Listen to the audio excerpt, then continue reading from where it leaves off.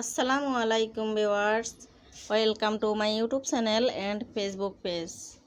আজকে আপনাদের সাথে শেয়ার করব চিতল পিঠা তৈরি করে তারপর আমি রান্না করব। প্রথমে আমি নারকেল দিয়া লবণ দিয়া চিতল পিঠার ডো করে নিয়ে এবার একটা একটা করে বানিয়ে নিচ্ছি। এতে আমার সবগুলা বানানো হয়ে গেছে।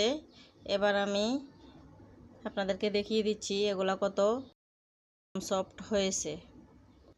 এখন আমি একটা চুলাতে 1 কেজি দুধ দিয়ে বসিয়ে দিলাম। আমি 4টা এলাচ দিলাম, 4 পিস দারচিনি দিলাম, 4টা তেজপাতা ছিঁড়ে দিলাম। এবার আমি 2 পিস পাউরুটি এর মাঝে দিয়ে দিলাম।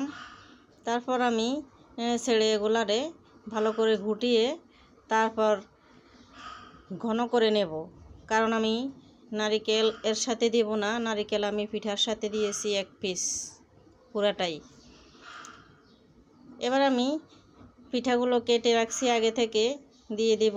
পিঠাগুলো আমি 4 পিস পিঠা কেটে রাখছি এখানে, এবার দিয়ে দিলাম।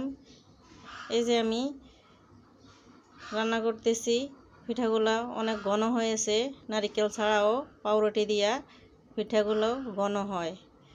এই যে দেখেন, আমি এবার পরিবেশন করতেছি। ভালো লাগলে চ্যানেলটা সাবস্ক্রাইব করে দিবেন, লাইক কমেন্ট শেয়ার করে পাশে থাকুন। আল্লাহ হাফেজ।